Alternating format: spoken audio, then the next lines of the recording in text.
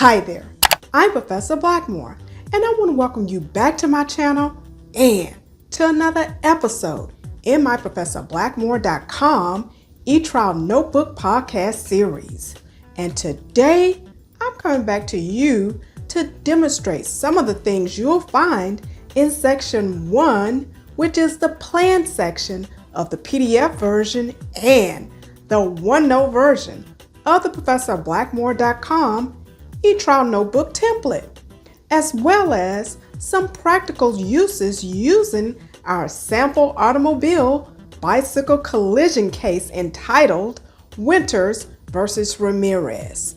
And as you remember from episode 1 of this podcast series, we had a chance to review the police officer traffic collision report, which reveals that plaintiff Suzanne Winters was riding her bicycle on Homer Street and defendant Mario Ramirez was driving his automobile on Main Street. Now, the police officer provided a sketch diagram of the scene of the accident here in this portion of the traffic collision report. But as you can see more clearly here on this diagram, there are stop signs on Homer Street where Miss Winters was traveling. Nevertheless, Main Street, where Mr. Ramirez was traveling, does not have any traffic signs or signals. In addition, the plaintiff, Miss Winters' neighbor, Lisa Oshima, was standing right here across the intersection of Homer and Main Street.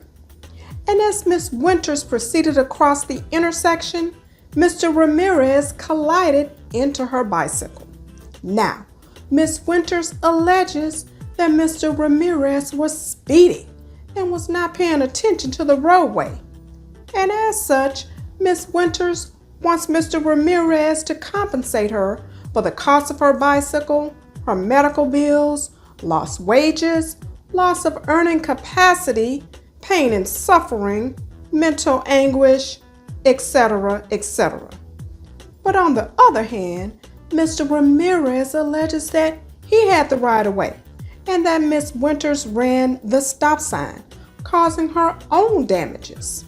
And so, when this case comes into the law office on the plaintiff or the defendant's side of the case, this is the time to start constructing the trial notebook by starting with the first section of the trial notebook, which is the plan section. Now, the plan section of the ProfessorBlackmore.com e-trial notebook template tells the entire staff what needs to be done and when it needs to be done. In addition, it will not let you, as the attorney and/or your office staff, forget a time deadline or what needs to be done if you always look at your trial notebook's litigation checklist, which is the first document that should be in the plan section. Now, attorneys can direct their staff if they're out of the office, for instance, or if the office staff may otherwise have spare time, they should review the trial notebook and begin working on tasks that remain incomplete. And after you have conducted a few cases using this e-trial notebook technique, your office staff will become aware of your trial presentation variations and your trial presentation preferences and will be able to work quite independently. Now, the litigation checklist is a unique and important feature of your e-trial notebook strategy, which should be used to move your cases forward in an organized fashion. Of course, you may modify the litigation checklist for your own practice and jurisdiction. In addition, as you can see here in the e-trial notebook workbook, the philosophy of each section of the e-trial notebook is explained in greater detail, and the e-trial notebook workbook is a part of the purchase of the ProfessorBlackmore.com e-trial notebook template.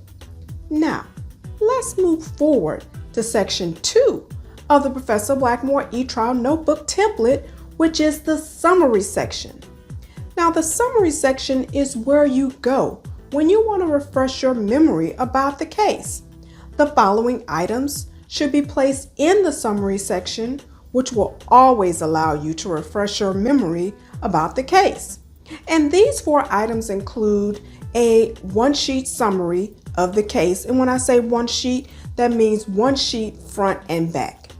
The latest of any other internal summaries of the case that you or your staff have prepared, the last evaluation of the case that you may have sent to your client or insurance adjuster, a helpful map or sketch, a timeline or chronology, the basic contact in the case, or a photo that is frequently referred to in the examination of witnesses.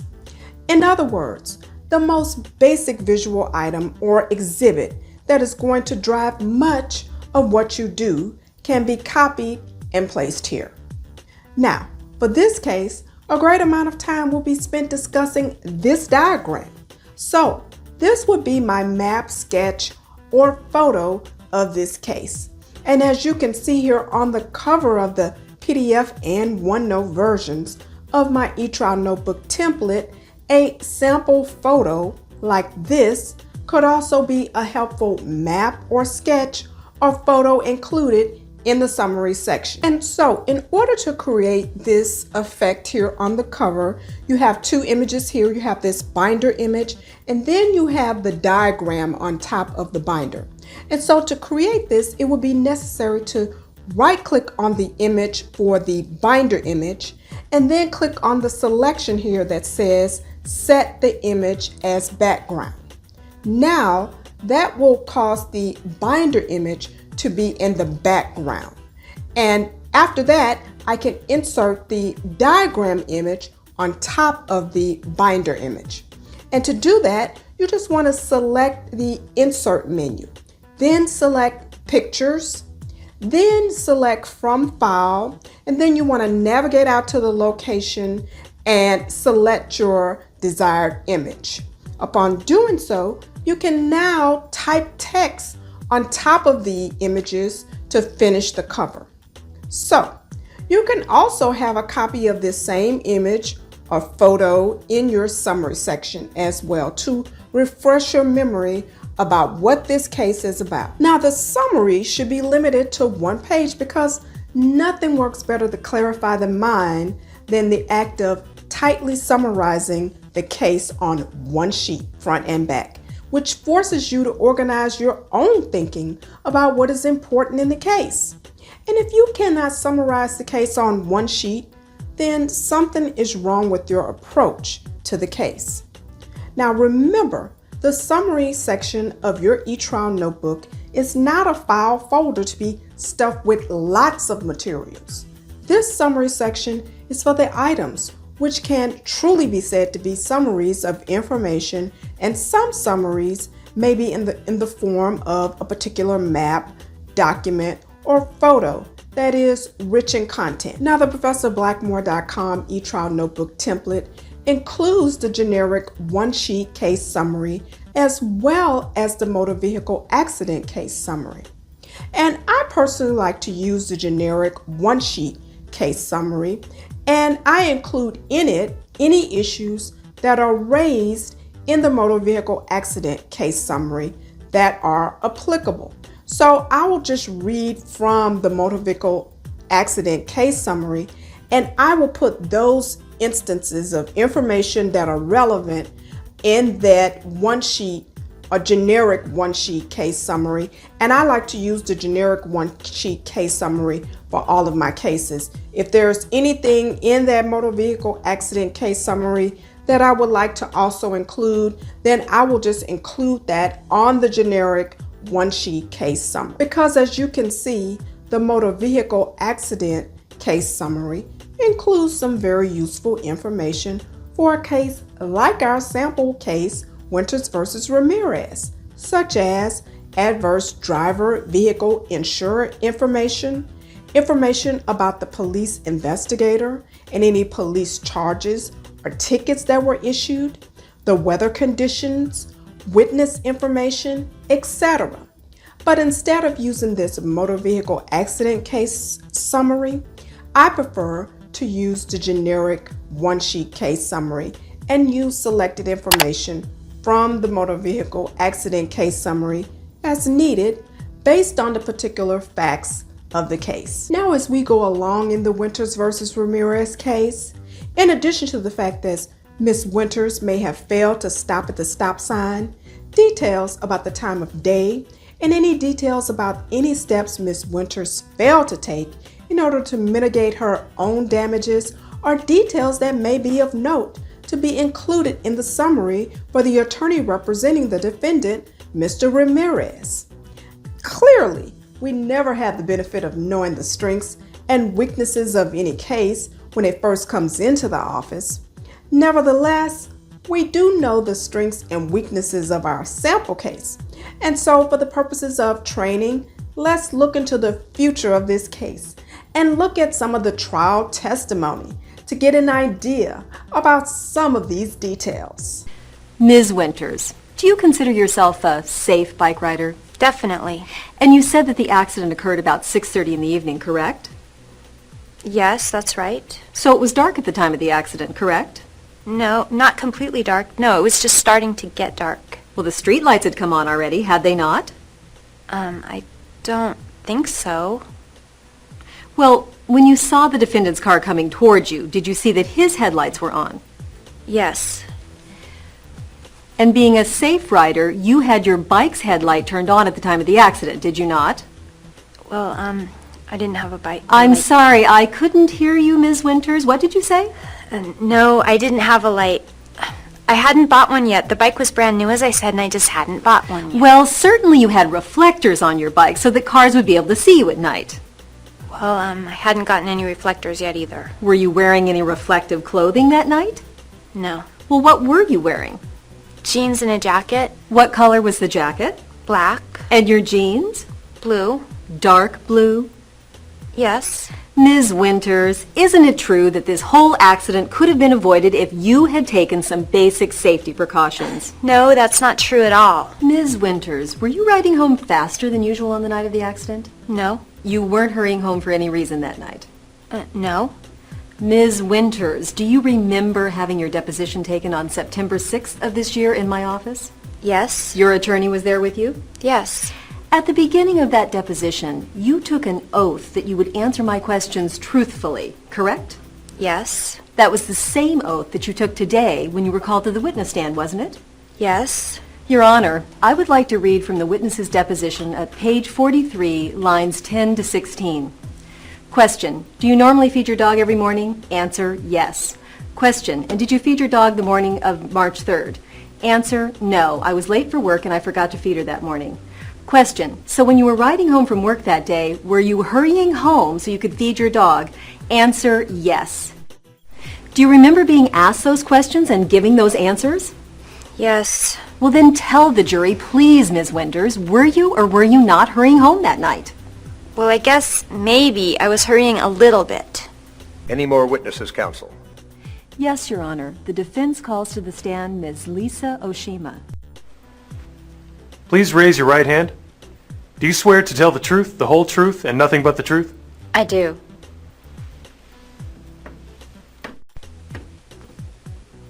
Ms. Oshima, do you know the plaintiff, Suzanne Winters? Yes.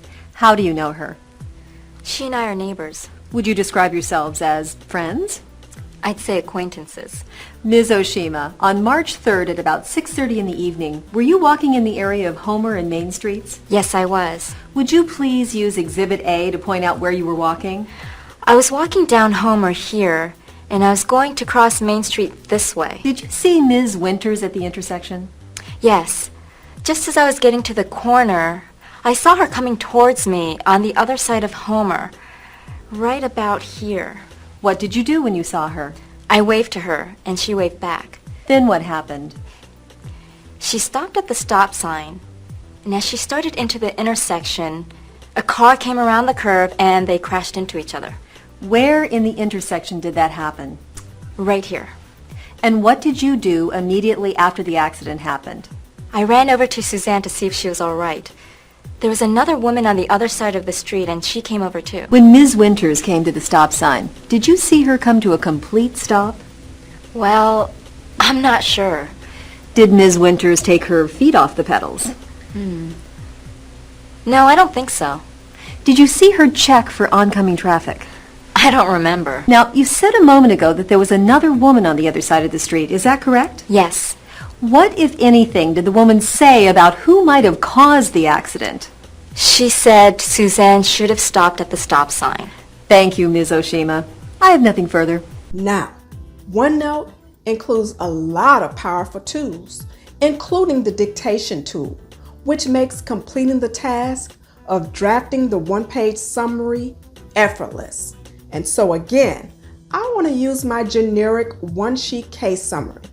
And to use the dictation tool, you simply go up to the Home tab, which is where you will see the dictation tool button. And so you want to simply click the dictation tool button and you will see the red light appear. And you can simply begin speaking. On March 3rd, 2018, at approximately 6:15 p.m. at dusk, Mr. Ramirez was driving on Main Street, approaching Homer Street, period. See case summary diagram marked as Exhibit A, period. Officer Daryl Harrison of the Centerville, California Police Department reported to the scene of the accident. Officer ID number CD 44372. New paragraph. Suzanne Winters was riding her bicycle on Homer Street, approaching Main Street. New paragraph. Suzanne Winters' bicycle did not have a light or reflectors, She was wearing dark clothing and she was not wearing any reflectors or reflective clothing. New paragraph. Main Street that Mr. Ramirez was traveling on was not controlled by a traffic signal or traffic sign, period. There was a stop sign at the intersection where Miss Winters was riding her bicycle. New paragraph.